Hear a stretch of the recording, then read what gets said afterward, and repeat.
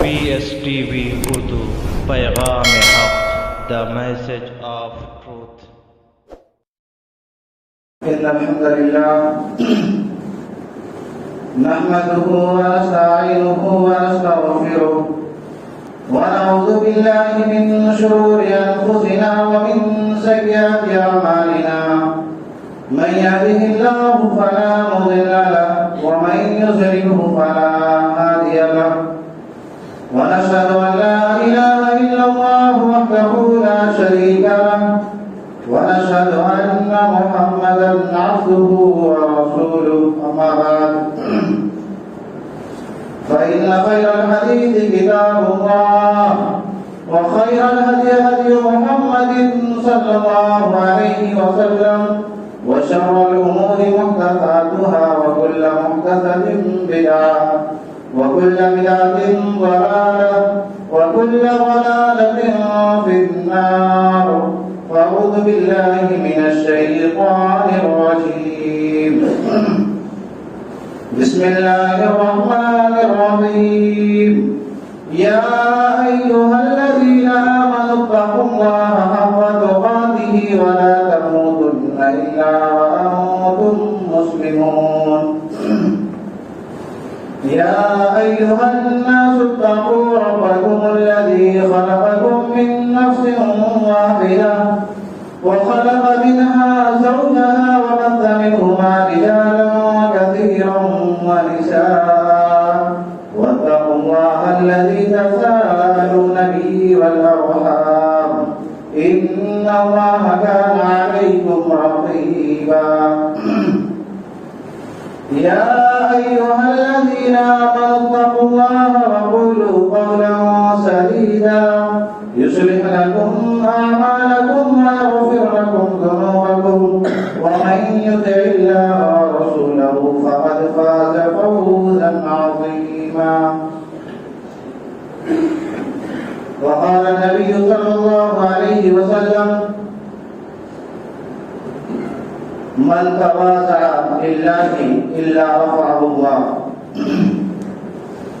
تمام قسم کی تعریف و توصیفات کبریائی اور بڑائی اس اللہ وحدہ لا شریک خالق کائنات مالک ارض و سما کے لیے ہے جس نے ہمیں پیدا کیا اور ہمیں پیدا کر کے یوں ہی بیکار اور بیجا نہیں چھوڑا بلکہ ہماری رشد و ہدایت کے خاطر ہمیں سیدھی راستہ دکھانے کے لیے اس دنیا کے اندر بے شمار انبیاء اور رسول علیہ السلام کو مبعوث فرماتا رہا بھیجتا رہا درود و سلام نازل ہو تمام انبیاء علیہ السلام پر خصوصاً ہمارے آخری پیغمبر آخری رسول جناب محمد رسول اللہ صلی اللہ علیہ وسلم پر اللہم صلی علیہ اللہم بارک علیہ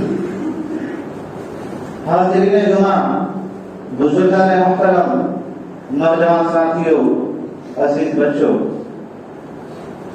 آج کے اس خطبہ جمعہ کے اندر میں جس موضوع کے تعلق سے کچھ باتیں عرض کرنا چاہتا ہوں وہ ہے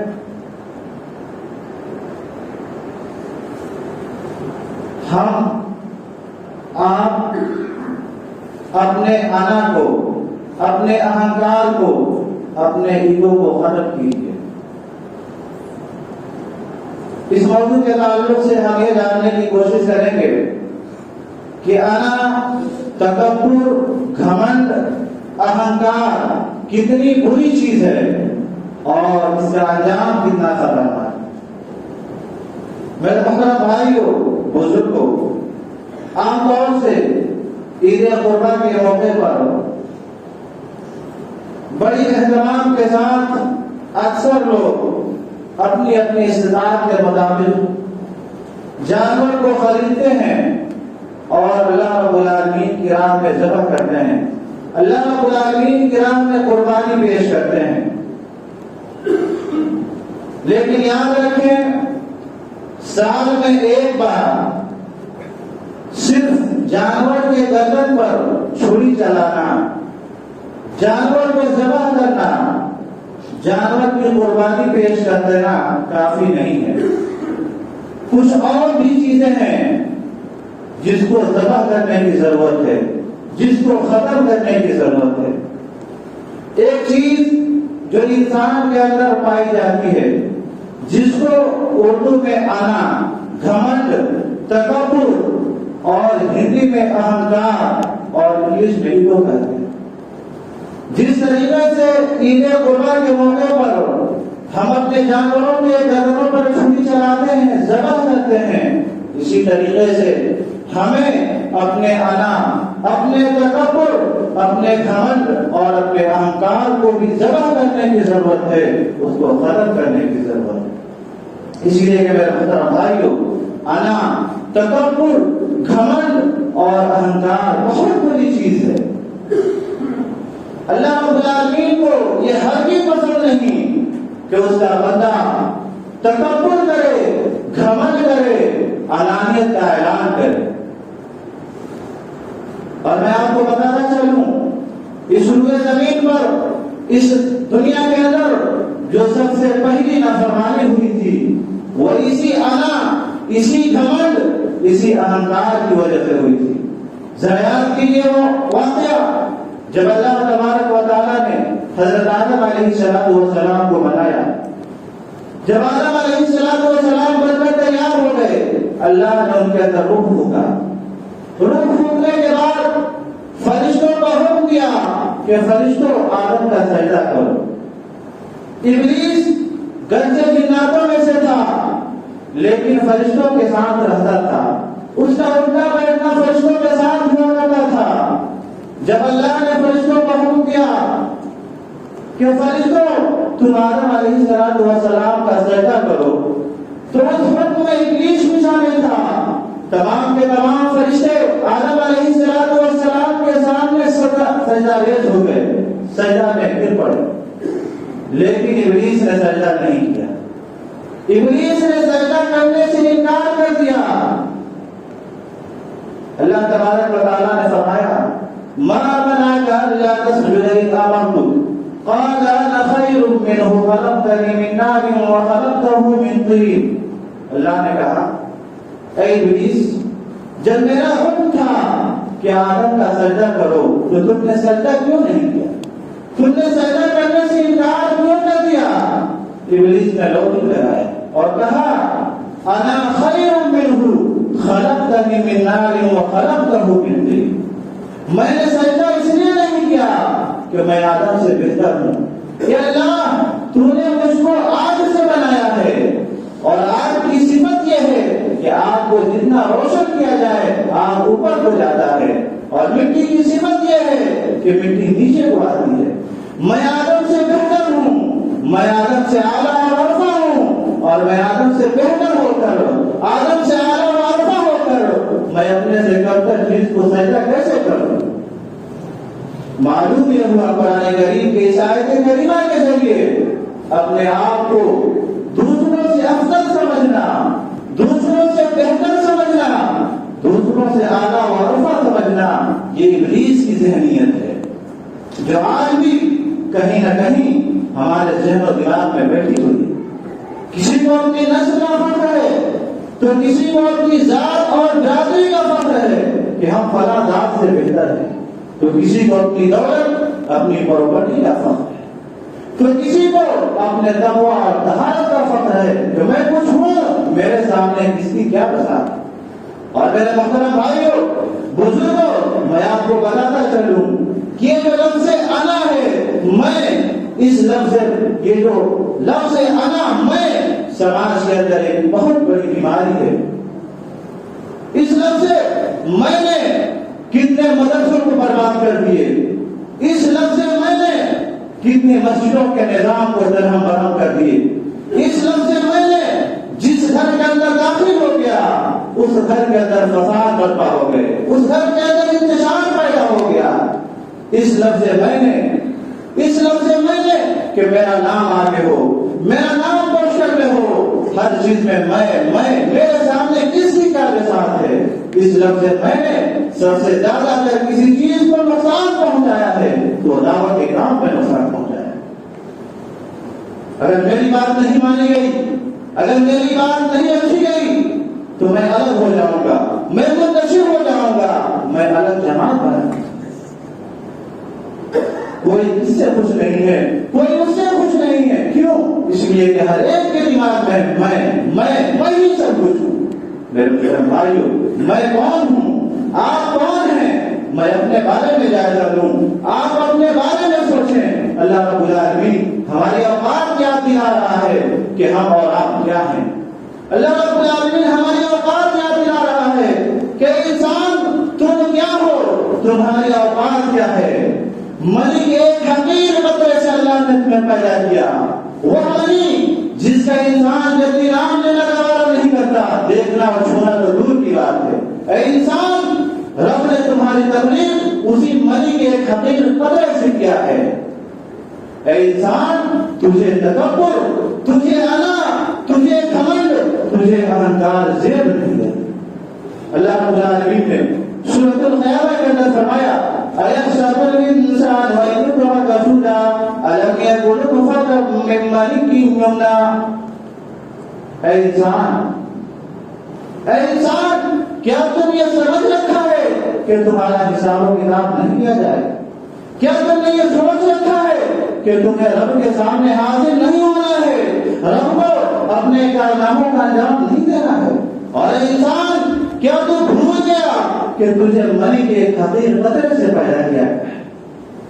دوسرے اللہ نے فرمایا یا ایھا الانسان ما غرک بربک الکریم الذی خلقک فسواک فعدلک فی ای صورۃ ما شاء رکبک. اے انسان، کس چیز نے تمہیں تمہارے رب کے بارے میں دھوکے میں ڈال رکھا ہے؟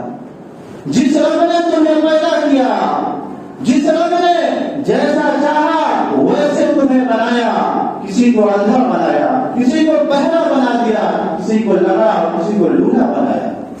اگر اس کائنات کے اندر کوئی خوبصورت ہے تو اس کو خوبصورت بنانے والی ذات اللہ کی ذات ہے. کوئی بدصورت ہے تو اس کو بدصورت بنانے والی ذات اللہ ہی کی ذات ہے. کوئی بھی انسان اس دنیا کے اندر اپنے من سے، اپنی خواہش سے، اپنے من مطابق اپنی صورت اور اپنا جسم لے کر نہیں آیا. جب انسان کی حیثیت ہے تو رب کہہ رہا ہے کہ انسان تمہیں تکبر، تمہیں گھمنڈ، تمہیں انا زیب نہیں دیتا. تمہیں گھمنڈ کس بات کا ہے، تمہیں اہنکار کس بات کا؟ اللہ آج جمعہ کا دن ہے.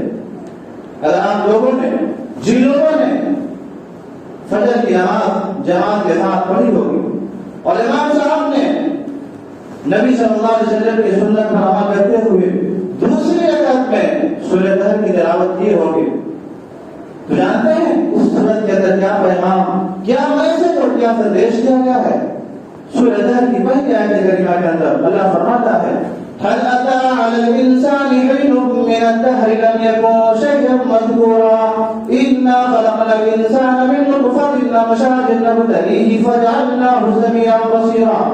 اللہ نے کہا اے انسان، کیا تو بھول گیا تمہارے اوپر ایک ایسا زمانہ بھی گزرا ہے، تمہارے اوپر ایک ایسا وقت بھی گزرا ہے جب تم کچھ نہیں تھا، تم کچھ نہیں تھا، تو اس قابل تھا ہی نہیں کہ تیرا ذکر کیا جائے. تمہارے بارے میں کوئی یہ سوچ بھی نہیں سکتا تھا کہ اس نام سے ایک مخلوق بھی آنے والی ہے. جب رب نے تمہیں اچھا اور بہترین شکل و صورت میں بنا کر اس دنیا کے اندر بھیج دیا تو دنیا کے اندر آنے کے بعد تو لمبی لمبی باتیں کر رہا. میرے محترم بھائیو، ایک انسان کو انا، تکبر، گھمنڈ اور اہنکار زیر نہیں دے. الغرض اس دنیا کے اندر جو سب سے پہلی نافرمانی ہوئی تھی وہ اسی انا، اسی گھمنڈ اور اسی اہنکار کی بنیاد پر ہوئی تھی. اللہ نے فرشتوں کو آدم علیہ السلام کو بنانے کے بعد کہا کہ فرشتوں آدم کا سجدہ کرو. تمام فرشتے آدم علیہ السلام کے لیے سجدہ ریز ہو گئے، لیکن ابلیس نے تکبر کیا، گھمنڈ کیا اور کہا میں آدم سے بہتر ہوں اور سجدہ نہیں کیا. انجام کیا ہوا؟ انجام کیا ہوا اس تکبر کا؟ جو ابلیس فرشتوں کے ساتھ جنت میں کبھی رہا کرتا تھا، لیکن جب اس نے تکبر کیا رب کے سامنے، اس کا انجام کیا ہوا؟ اللہ نے فرمایا قرآن کریم کے اندر قال فاهبط منها فما يكون لك ان تتكبر فيها فاخرج انك من الصاغرين. جب ابلیس نے تکبر کیا تو اللہ نے اسی وقت کہا اے ابلیس تم جنت سے نکل جا، تو جنت سے نکل جا، تو میری بارگاہ میں رہ کر، میری جنت میں رہ کر میرے سامنے تکبر کرے، اہنکار دکھائے، یہ تیرے لیے زیر نہیں۔ اور اتنا ہی نہیں، جو ابلیس جنت میں فرشتوں کے ساتھ رہتا تھا، صرف رب نے اس کو جنت سے نکالا ہی نہیں، بلکہ جنت کو ہمیشہ ہمیشہ کے لیے اس کے لیے حرام قرار دیا، کبھی بھی وہ جنت میں داخل نہیں ہو سکتا۔ تو میرے محترم بھائیو، یہ ہے تکبر، یہ ہے انا، اور یہ ہے اہنکار کا انجام۔ اگر اس کائنات کے اندر کوئی سب سے بڑا ہے، کوئی اپنے آپ کو بڑا کہنے کا قابل ہے، کوئی ذات ہے تو صرف اللہ کی ذات ہے۔ حدیث قدسی کے اندر اللہ کے رسول صلی اللہ علیہ وسلم نے فرمایا، الکبریاء ردائی، بڑائی میری چادر ہے۔ اگر کوئی بڑا ہے کائنات کے اندر تو صرف اللہ کی ذات ہے، کوئی بڑا کہنے کا قابل ہے تو صرف اللہ کی ذات ہے۔ یہ انسانوں کے اختیار نہیں، یہ انسانوں کے اختیار نہیں، کہ انسانوں کے حق نہیں کہ وہ اپنے آپ کو بڑا کرے، اپنے آپ کو بہتر کرے۔ تو یہ ہے تکبر، گھمنڈ اور اہنکار کا انجام۔ یہ پہلی مثال ہے۔ آئیے دوسری مثال لیتے ہیں۔ انسان کو اگر کوئی شخص اپنے آپ کو بہتر کہے، اپنے آپ کو بڑا کہے، تو اس کا انجام کیا ہوتا ہے؟ اس دنیا کے اندر ایک بہت بڑا بادشاہ گزرا ہے جس کا نام آپ نے عام طور سے سنا ہوگا، فرعون۔ اس کا بھی یہ دعویٰ تھا، انا ربکم الاعلی، کہ میں ہی تمہارا سب سے بڑا رب ہوں۔ فرعون یہ دعویٰ کیا کرتا تھا اپنے آپ کو سب سے بڑا رب ہونے کا۔ اس کا انجام کیا ہوا؟ سب سے پہلے اللہ تبارک و تعالیٰ نے اس کو نصیحت کرنے کے لیے حضرت موسیٰ علیہ السلام کو رسول بنا کر بھیجا۔ موسیٰ علیہ السلام فرعون کے دربار میں پہنچے اور فرعون کو نصیحت کیے کہ فرعون، رب نے مجھے رسول بنا کر تمہارے پاس بھیجا ہے کہ اس کائنات کے اندر اگر کوئی ذات جو ہمارا بھی رب ہے، تمہارا بھی رب ہے، پوری کائنات کا رب ہے، تو صرف اللہ رب العالمین کی ذات ہے۔ تو فرعون نے کیا جواب دیا؟ تکبر میں آ کر، گھمنڈ میں آ کر، اہنکار دکھاتے ہوئے فرعون نے کیا جواب دیا؟ قال الملأ من قومه، اپنے درباریوں کو مخاطب کر کے کہا کہ اے درباریوں، میں تمہارے لیے اپنے سوا کوئی معبود نہیں دیکھتا، میں تمہارا رب ہوں، میرے علاوہ تمہارا کوئی اور معبود نہیں ہے۔ بلکہ اتنا ہی نہیں، بلکہ موسیٰ علیہ السلام کا بھی مذاق اڑایا اور رب کا بھی مذاق اڑایا اور کہا اپنے وزیر حامان سے کہ اے حامان، تم مٹی کو پکاؤ اور ایک اونچا سا محل بناؤ تاکہ اس محل پر میں چڑھ کر موسیٰ کے رب کو دیکھوں کہ موسیٰ کا رب ہے کیسے۔ مجھے تو ایسا لگ رہا ہے کہ موسیٰ جھوٹ بول رہے، ایسے کوئی رب نہیں ہے۔ فاستكبر هو وجنوده في الارض بغير الحق، اللہ کہہ رہا ہے کہ فرعون اور اس کے درباریوں نے ناحق تکبر کیا، اہنکار سے کام لیا اور موسیٰ علیہ السلام کا بھی مذاق اڑایا، رب کا مذاق اڑایا۔ اللہ نے اس کا انجام کیا کیا؟ آخرت میں تو جو اس کا انجام ہوگا وہ تو ہوگا ہی، رب نے اس کی لاش کو، اس کی باڈی کو اس دنیا والوں کے لیے عبرت بنا کر رکھ دیا۔ فَنَبَذْنَاهُ فِي الْيَمِّ، اللہ نے اس کو اس کے فوجوں سمیت سمندر کے اندر غرق کر دیا، ڈبو دیا۔ اور صرف ڈبو ہی نہیں دیا، ڈبونے کے بعد اس کی لاش کو نہ سمندر نے قبول کرنے سے انکار کر دیا، زمین نے بھی قبول کرنے سے انکار کر دیا۔ آج بھی اس کی لاش رکھی ہوئی ہے، دنیا اس سے عبرت حاصل کر رہی ہے۔ رب نے اس کی لاش کو عبرت بنا دیا ہے کہ اے دنیا والوں، دیکھ لو، جو تکبر کرتا ہے، جو اہنکار سے کام لیتا ہے، جو انا کا دعویٰ کرتا ہے، اس کا انجام کیا ہوتا ہے۔ میرے محترم بھائیو، تو تکبر، انا، گھمنڈ یہ اچھی چیز نہیں ہے، اللہ کو قطعی پسند نہیں ہے۔ جب فرعون مر گیا، سمندر کے اندر ڈوب گیا، تو اللہ رب العالمین نے ایک بہت عبرت کی بات کہی۔ ایک انسان اپنی دولت سے، اپنی پراپرٹی سے، اپنے مکانات سے کتنے محبت کرتا ہے۔ ایک انسان جس مکان پر کھڑے ہو کر اپنی پوری کوشش سے، اپنی پوری زندگی حد سے، اپنی پوری زندگی بھر کی کمائی سے بناتا ہے، ایک انسان اس مکان میں، اس محل کے اندر کتنے دنوں تک زندہ رہے گا، کتنے دنوں تک اس محل کے اندر رہے جب تک اس کی زندگی ہے. جب اس کی موت آئے گی تو اس کو بھی مٹی کے اندر ملنا ہے, اس کے بنا کو ایک دن خاک آلود ہونا ہے. اللہ نے کہا کم ترکوا من جنات وعیون وزروع ومقام کریم ونعمت كانوا فيها فاكهين كذلك وأورثناها قوما آخرین. اللہ نے کہا لوگوں عبرت حاصل کرو فرعون سے. کتنے محلات, عظیم عظیم محلات, بڑے بڑے محلات وہ چھوڑ کر مر گیا. کتنے خوبصورت نہریں چھوڑ کر مر گیا, کتنے اچھے اچھے خوبصورت باغات چھوڑ کر وہ مر گیا, اور اس کے وارث ہم نے دوسرے لوگوں کو بنا لیا. آج ہم جس مکانات کے اندر رہ رہے ہیں, جس مکانوں میں ہم رہ رہے ہیں, جن جائیداد اور دولت اور جائیداد اور پراپرٹی پر فخر کر رہے ہیں, میرے محترم بھائیوں بزرگوں, یاد رکھیے کہ یہ دولت یہ جائیداد یہ پراپرٹی ہمارے ساتھ کام دینے والی نہیں ہے. ہماری موت ہوگی. اس جائیداد کے مالک, اس محل کے مالک, اس گھروں کے مالک اللہ کسی اور کو بنا دے گا, اور ہمارے کام صرف اور صرف وہی چیز آئے گی جو ہمارے اچھے اعمال ہوں گے, جو ہم نے خرچ کر دیا, جو ہم نے اللہ کی راہ میں اسے دے دیا, صرف وہی ہمارے لیے کارگر ثابت ہے. فرعون مر گیا, اس کی جائیداد کے وارث کوئی اور ہو گئے. اللہ نے مزید کہا فما بغت علیہم السماء والارض. جب فرعون کی موت ہوئی تو نہ آسمان نے رویا نہ زمین روئی. میرے محترم بھائیوں غور کیجیے اس آیت کریمہ کے اندر. اللہ کہہ رہا ہے کہ جب فرعون کی موت ہوئی تو نہ آسمان نے رویا نہ زمین روئی. میرے محترم بھائیوں موت ایسی ہو کہ آسمان بھی رو پڑے, زمین بھی رو پڑے, اہل زمین اور اہل آسمان کہہ پڑے کہ یہ بندہ بہت نیک تھا, بہت خیرخواہ تھا, بہت ہمدرد تھا, سماج اور معاشرے کے اندر اس کی حیثیت ریل کی ہڈی کی حیثیت تھی, بہت ہی غمخوار غمگسار تھا, یتیموں کا ماما اور بچہ تھا, یتیموں کا سہارا تھا, بیواؤں کا سہارا تھا. اپنے اخلاق, اپنے کردار کو, اپنے اعمال کو ایسا بنائیے کہ آپ کی موت کے بعد بھی دنیا آپ کے ذکر کو ذکر خیر کے ذریعے یاد کرے گی, دنیا آپ کو ذکر خیر کے ساتھ یاد کرے. آپ کی موت ایسی نہ ہو کہ آسمان بھی شکریہ منائے, زمین بھی شکریہ منائے, اہل زمین اور اہل آسمان شکریہ منائے کہ جب وقت مر گیا اچھا ہوا کہ اللہ نے اسے اٹھا لیا. اس مردود کے فتنے سے اللہ نے ہمیں بچا لیا. موت ایسی نہ ہو. فرعون مر گیا, اللہ نے کہا کہ اس کی موت پر نہ آسمان رویا نہ زمین روئی. تو میرے محترم بھائیوں یہ ہے تکبر, یہ ہے گھمنڈ اور یہ ہے اہنکار کا انجام.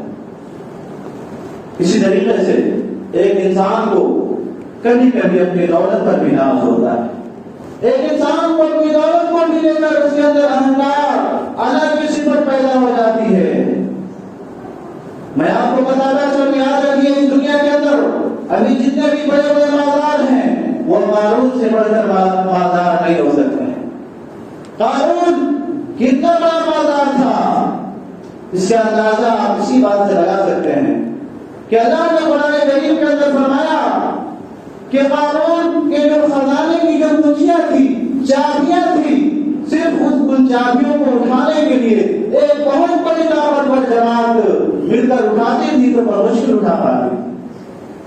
خزانوں کی کنجیوں کا یہ عالم تھا, اتنا وزنی تھا کہ ایک بہت بڑی طاقتور جماعت مل کر اٹھاتی تھی. تو آپ سوچ سکتے ہیں اس کے خزانے کتنے ہوں. قوم کے سمجھدار لوگوں نے اس سے کہا اے قارون, رب نے تمہیں مال و دولت سے نوازا ہے, مال دیا ہے, زر دیا ہے, تو تم زمین میں فخر نہ کرو, تکبر نہ کرو, گھمنڈ نہ کرو, اہنکار نہ لاؤ. اس لیے کہ اللہ کو اہنکار, تکبر, گھمنڈ پسند نہیں. اور اللہ نے جو تمہیں نوازا ہے اس کے ذریعے تم آخرت کی تیاری کرو, اور جو تمہارے بال بچے کے حق بنتے ہیں اس کی ادائیگی کرو. اچھا کھاؤ, اچھا پہنو, اچھے اچھے مکانات بناؤ. رب اس سے منع نہیں کرتا ہے, لیکن زمین میں فساد نہ کرو. جس طریقے سے رب نے تمہارے ساتھ وَابْتَغِ فِيمَا آتَاكَ اللَّهُ الدَّارَ الْآخِرَةَ وَلَا تَنْسَ نَصِيبَكَ مِنَ الدُّنْيَا, رب نے جس طریقے سے تمہارے ہمارے ساتھ احسان کیا ہے، بھلائی کیا ہے، تو کہ غریبوں کے ساتھ، یتیموں کے ساتھ، بیواؤں اور بے سہاروں کے ساتھ مدد کرو، اچھا سلوک کرو، بھلائی کرو۔ لیکن اس نے کیا جواب دیا؟ گھمنڈ میں آ کر، تکبر میں آ کر، اہنکار میں آ کر کیا جواب دیا؟ کہا قال انما اوتیتہ علی علم عندی، اس نے کہا کہ جو مال و دولت حاصل ہوا ہے یہ تو میری اپنی کمائی ہے، میں نے اسے اپنے عمل سے حاصل کیا ہے، اس میں کسی اور کا کوئی دخل اندازی نہیں ہے، یہ تو میں نے اپنی محنت سے، اپنے عقل سے، اپنی سمجھداری سے حاصل کیا ہے۔ اور اس نے تکبر کیا، گھمنڈ کیا اور کہا کہ جب یہ دولت میں نے اپنی عقل سے کمائی ہے، اپنی محنت سے کمائی ہے، تو پھر اس میں کسی دوسرے کا کوئی اختیار نہیں چلے گا، بلکہ مجھے جس کو دینے کا دل کرے گا میں دوں گا، اس کے ساتھ جو کرنا ہوگا جیسے چاہوں گا اس کو خرچ کروں گا۔ رب نے کیا کیا؟ رب نے کہا اس کے بارے میں فَخَسَفْنَا بِهِ وَبِدَارِهِ الْأَرْضَ، اللہ نے کہا کہ قارون کیا تو بھول گیا؟ تم سے بڑے بڑے اس دنیا کے اندر پیدا ہوئے، أَوَلَمْ يَعْلَمْ أَنَّ اللَّهَ قَدْ أَهْلَكَ مِنْ قَبْلِهِ مِنَ الْقُرُونِ مَنْ هُوَ أَشَدُّ مِنْهُ قُوَّةً وَأَكْثَرُ جَمْعًا، اے قارون کیا بھول گیا؟ تم سے بھی بڑے بڑے اس کائنات کے اندر پیدا ہوئے، طاقتور، اتنے طاقتور قوم عاد، قوم ثمود اتنے طاقتور قوم تھی کہ جس طریقے سے ہم موم کو جیسے چاہتے ہیں اپنے ہاتھوں سے بسر دیتے ہیں، جیسے چاہتے ہیں اس کو جو چاہتے ہیں بنا لیتے ہیں، اس قوم کو، قوم عاد، قوم ثمود کو اللہ نے اتنا طاقت و قوت دیا تھا کہ پتھروں کو اپنے ہاتھوں سے جیسے چاہتے تھے اس کے اندر نقش و نگاری کیا کرتے تھے۔ اس قوم کو اللہ نے اتنا طاقت و قوت سے نوازا کہ اس قوم کو اپنی طاقت پر گھمنڈ ہو گیا، اور وہ قوم رب سے چیلنج کرنے لگی کہ ہم سے بڑھ کر طاقت من اشد منا قوة، ہم سے زیادہ طاقتور کون ہے؟ رب نے کیا کیا؟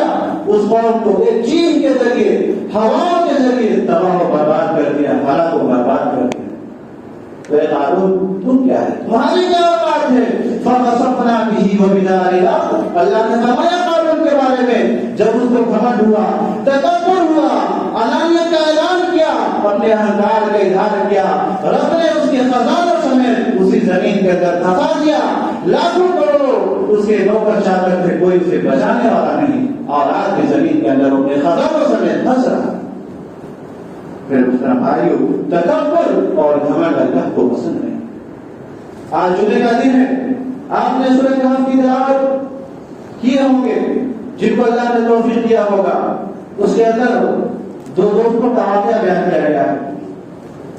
انہیں سے ایک دوست جو تھا بہت مالدار تھا، اس کے پاس انگور کی جو دو درخت انگور کے اس کے پاس دو باغات تھے اور بہت خوبصورت تھے، اتنے خوبصورت تھے کہ اللہ نے قرآن کریم کے اندر ذکر فرمایا اور کہا وَحَفَظْنَاهُمَا بِنَخْلٍ، کہ ہم نے ان کے باغاتوں کو، جو انگور کے اس کے دو باغات تھے، ان باغاتوں کو چاروں طرف سے کھجور کے درخت لگا دیے تھے، اور دونوں باغات کے بیچوں بیچ ایک نہر بہ رہی تھی، اور اس کے اندر اچھی خاصی پیداوار بھی ہو رہی تھی۔ ایک دن وہ شخص اپنے باغ کے اندر داخل ہوا اور اپنے دوست سے کہنے لگا کہ دوست دیکھو، اللہ نے مجھے کتنا مال و دولت سے نوازا ہے، لیکن تم کو کچھ نہیں دیا۔ دیکھو یہ میرے باغات کتنے لمبے چوڑے ہیں اور اس سے کتنی پیداوار ہو رہی ہے، اس کے بارے میں تم سوچ بھی نہیں سکتے ہو۔ انا اکثر منک مالا وارث نسلا، میں تم سے مال و دولت اور عزت میں بہت بہتر ہوں۔ بلکہ مزید کہا میں سمجھتا ہوں کہ یہ بات جو ہے کبھی ختم نہیں ہوگا، کبھی ختم نہیں ہوگا۔ وَلَئِنْ رُدِدتُّ إِلَىٰ رَبِّي لَأَجِدَنَّ خَيْرًا مِنْهَا مُنْقَلَبًا، اور اگر میری موت بھی ہو گئی تو آخرت میں بھی اللہ تبارک و تعالیٰ ہمیں ایسے ہی باغات سے نوازے۔ میرے محترم بھائیو، اس کے اندر تکبر آ گیا، گھمنڈ آ گیا، اہنکار اس کے اندر پیدا ہو گیا۔ اگر آپ کو اللہ نے اچھا نوازا ہے تو ہرگز غلط فہمی کا شکار مت ہوئیے کہ اللہ سے خوش ہے۔ اللہ کبھی کسی کو دے کر آزماتا ہے، کبھی کسی سے چھین کر بھی آزماتا ہے۔ اگر اللہ نے آپ کو دیا ہے تو اس کو جائز چیزوں میں خرچ کیجیے اور اپنا شکریہ ادا کیجیے، اور اگر اللہ نے آپ کو نہیں نوازا ہے، کم نوازا ہے، تو اس پر بھی اللہ کا صبر کیجیے اور اللہ کا شکریہ ادا کیجیے۔ اس کے دوستوں سے بار بار سمجھایا کہ بھائی یہ جو تم تکبر کر رہے ہو، یہ سمجھ کر رہے ہو، یہ اہنکار جو تم نکلا رہے ہو، یہ اچھی چیز نہیں ہے، اس سے بات آ جاؤ. لیکن وہ شخص بات نہیں آیا. اللہ تبارک و تعالیٰ نے اس کے بعد کو راتوں رات ہلاک و برباد کر دیا.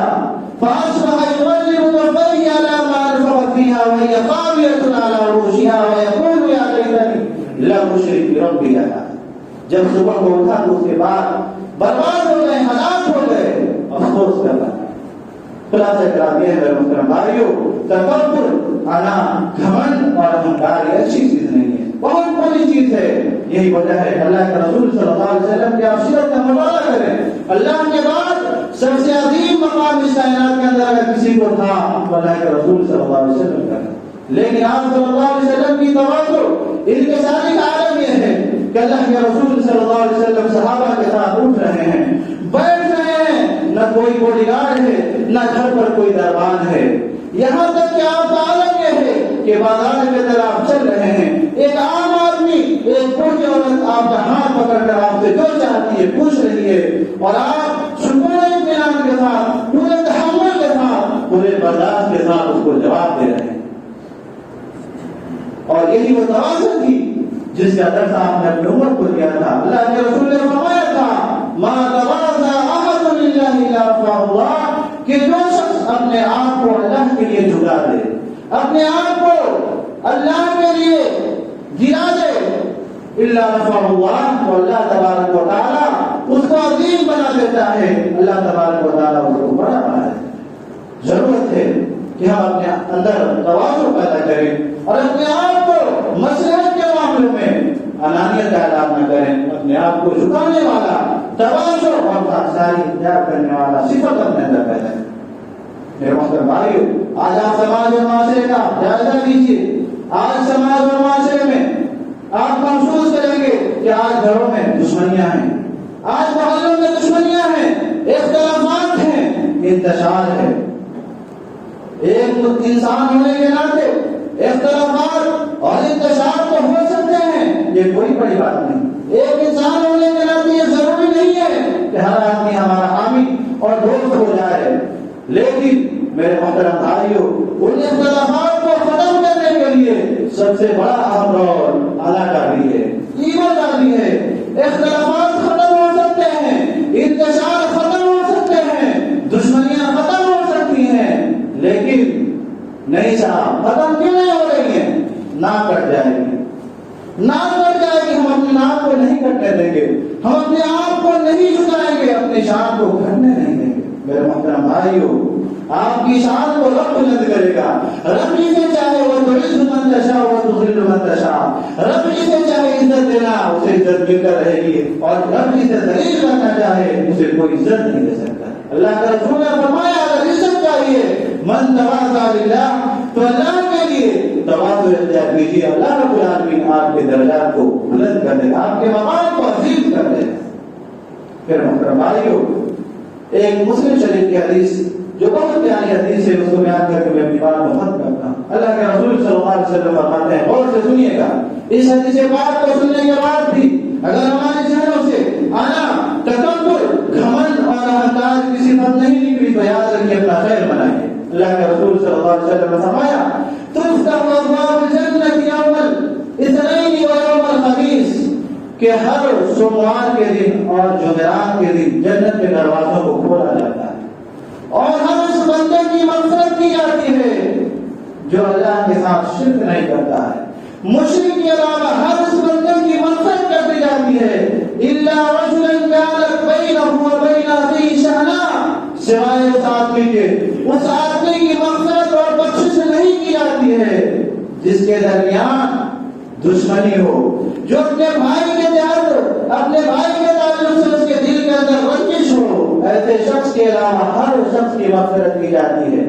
اللہ فرشتوں کو حکم دیتا ہے انذروا هذین، ان دونوں لوگوں کو مہلت دو، ابھی یہ مہلت دو، ابھی یہ بخشش کا فرمان نہ سناؤ، حتی یصطلحا بینہم، جب تک کہ آپس میں صلح نہ کر لیں. اپنے معاملات، اپنے دشمنیوں کو، اپنے کینوں کو ختم کر کے آپس میں صلح نہیں کرتے ہیں، تب تک انہیں مہلت دو، انہیں مت بخشو. میں محترم بھائیو، بزرگوں، غور کیجیے، ہمارا رب ہمیں بخش رہا ہے، اللہ رب العالمین ہمارا معافی کر رہا ہے، اور ہم اپنی انا کو لے کر، اپنے اہنکار کو لے کر بخشش نہیں چاہ رہے۔ میرے محترم بھائیو، ہماری آپ سے درخواست ہے کہ اگر ہمارے ذہنوں کے اندر، ہر آدمی کے اندر کسی نہ کسی ناطے کہیں نہ کہیں سے اس بات کا اہنکار، گھمنڈ اور تکبر پایا جاتا ہے کسی چیز کو لے کر، اگر وہ چیز ہمارے اندر ہے تو اس کو ختم کرنے کی ضرورت ہے۔ پیارے نبی جناب محمد رسول اللہ صلی اللہ علیہ وسلم کی بعثت کا مقصد یہی تھا کہ ہم اپنے دشمنیوں کو ختم کر دیں، ہم اپنے اہنکار، اپنے گھمنڈ کو ختم کر دیں۔ ذرا یاد کیجیے وہ موقع جب اللہ کے رسول صلی اللہ علیہ وسلم مکہ کے سرزمین پر نبی اور رسول بنا کر مبعوث کیے گئے تو اس وقت عرب کی کیا حالت تھی؟ عرب کے لوگ بالکل جاہل قسم کے لوگ تھے، گنوار قسم کے لوگ تھے، چھوٹی چھوٹی باتوں پر جھگڑا کیا کرتے تھے۔ اگر کسی ایک قبیلے کا آدمی مار دیا جاتا تو اس کے بدلے دسیوں کے گناہوں کو بدل کیا جاتا تھا۔ لوگ ایک دوسرے کے خون کے پیاسے تھے، ایک دوسرے کو دیکھنا گوارا نہیں کرتے تھے۔ ایسی سرزمین پر نبی محترم جناب محمد رسول اللہ صلی اللہ علیہ وسلم کو نبی اور رسول بنا کر مبعوث کیا جاتا ہے، اور آپ نے ان کو الفت و محبت اور ہمدردی کا وہ پیغام دیا، وہ سندیش دیا، وہ میسج دیا کہ وہی لوگ جو کل تک اپنے بھائیوں کو دیکھنا گوارا نہیں کرتے تھے، وہی لوگ جو کل تک اپنے بھائیوں کے خون کے پیاسے تھے، اپنے بھائیوں کی ضرورتوں پر اپنی ضرورتوں کو قربان کرنے لگے، اپنے بھائیوں کے لیے اپنی چیزوں کو قربان کرنے لگے۔ اللہ نے فرمایا وَاذْكُرُوا نِعْمَتَ اللَّهِ عَلَيْكُمْ إِذْ كُنْتُمْ أَعْدَاءً فَأَلَّفَ بَيْنَ قُلُوبِكُمْ فَأَصْبَحْتُمْ بِنِعْمَتِهِ إِخْوَانًا۔ کہ لوگوں یاد کرو وقت جب تم آپس میں ایک دوسرے کے دشمن تھے، ایک دوسرے کو دیکھنا گوارا نہیں کرتے تھے، ایک دوسرے کے خون کے پیاسے تھے، تو رب نے تمہارے درمیان امام الانبیاء جناب محمد رسول اللہ صلی اللہ علیہ وسلم کو بھیج کر تمہارے دلوں کو جوڑ دیا، تمہارے دلوں میں ایک دوسرے کے لیے محبت ڈال دیا، پھر تم ایسا ہو گئے کہ اپنے بھائیوں کے لیے اپنی ضرورتوں کو قربان کریں۔ تو یہ محبت، یہ الفت، یہ اخوت اور بھائی چارگی پیدا کرایا تھا نبی محترم جناب محمد رسول اللہ صلی اللہ علیہ وسلم نے، اور آج ہم کیا کریں؟ میرے محترم بھائیو، یاد رکھیے اس دنیا کے اندر آپ 1400 سال پہلے کی تاریخ کا مطالعہ کریں گے تو ہم مسلمانوں کو سب سے زیادہ اگر کسی چیز میں نقصان پہنچایا ہے، سب سے زیادہ اگر ہم مسلمانوں کو کسی چیز کے نقصان پہنچا ہے وہ ہے ہمارا آپسی اختلاف، آپسی گروہبندی، آپسی فرقہ بندی، آپسی جماعت بندی۔ سب سے زیادہ ہمارے جڑوں کو اسی چیز میں کمزور ہے۔ ضرورت ہے میرے محترم بھائیو، نبی صلی اللہ علیہ وسلم کو جو پیغام اخوت اور بھائی چارگی کا لے کر بھیجا گیا تھا، اور نبی نے ہمارے دلوں کو جیسے جوڑا تھا، ہم اپنے دلوں کو ایک دوسروں سے ایسا ہی جوڑے، آپس میں ایک دوسرے سے محبت کریں۔ اگر ہمارے اندر کسی کے تعلق سے کوئی کینہ ہے، کوئی حسد ہے، کوئی اہنکار اور تکبر کا جذبہ ہے تو اس کو مٹائیں، اسے معاف کریں، اور ایک امت ہو کر، ایک مسلمان اور ایک مومن ہو کر، ایک خاصدار ہو کر، ایک تواضع اخلاق کر کر اپنی زندگی گزاریں۔ دعا ہے رب العالمین سے پروردگار عالم تو ہم تمام مسلمانوں کو انا، تکبر، گھمنڈ، اہنکار اور ایگو سے بچا۔ پروردگار عالم ہم تمام مسلمانوں کو مل جل کر ایک ساتھ زندگی گزارنے کی توفیق عطا فرما۔ پروردگار عالم جب تک ہم سب کو اس دنیا کا زندہ رکھ، اسلام اور ایمان پر زندہ رکھ، اور جب ہمارا خاتمہ اور خاتمہ بالخیر ہو، آمین و آمین۔